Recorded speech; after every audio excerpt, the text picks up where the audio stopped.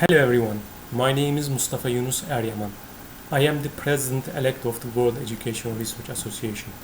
It's an honor to speak with you virtually at the International Forum on Teacher Education due to the aggravated COVID-19 situation in the world. I am pleased to see the continuous effort of Kazan Federal University to gather educational researchers around the world on this virtual platform. I would like to congratulate İlşat Gafurov, the rector of Kazan Federal University, and his team for hosting vIFTE 2020 virtually. Today, many countries struggle with the new situation due to the COVID-19 pandemic around the world, and educational authorities strive for meeting the educational needs of students by using different online portals and distance education solutions. UNESCO indicated that more than 1.5 billion of students and 63 million of educators are affected by closures in 188 countries as of April 2020. Due to the uncertainty on schedules, programs in higher education institutions are delayed to a particular time or cancelled around the world. Travel bans and social distancing measures were the first steps taken by most countries, and these steps are followed with curfew in some countries.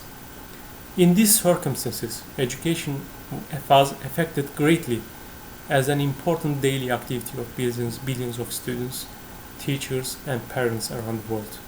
In many countries, schools are closed and education is provided through distance education platforms. Even though distance education and other digital solutions are the most plausible way to cope with COVID-19, these solutions also bring the risk of increased educational inequality. Due to the fact that students and teachers do not have same level of digital competencies, computers, and internet connections, governments needs to consider these differences while making policy decisions. We should not forget that armed conflicts, forced displacements, climate change crisis have already disrupted the education of millions of children and youth around the world.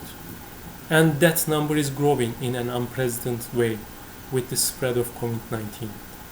As the pile-on effect of the coronavirus during the global COVID-19 pandemic, interruptions to education can have long-term implications, especially for the most vulnerable groups, including girls, refugee and migrant children, children and youth with disabilities, and children with low socioeconomic status. Therefore, continuing education through alternative and progressive learning pathways must be a top priority right now to ensure the interruption to education is as limited as possible. Governments urgently need to support teachers, parents, caregivers, and all those who are positioned to provide education, whether through radio TV programs, homeschooling, online learning, or other innovative approaches. World Educational Research Association created a task force to tackle these global issues mentioned in my speech. The task force will focus on how education and educational research can contribute to the efforts of solving the challenges faced during the time of global crisis.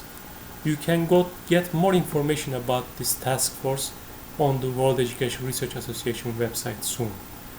World Educational Research Association will also publish a special book on these issues in our Springer book series. You can get more information about the book series on the association's publication website.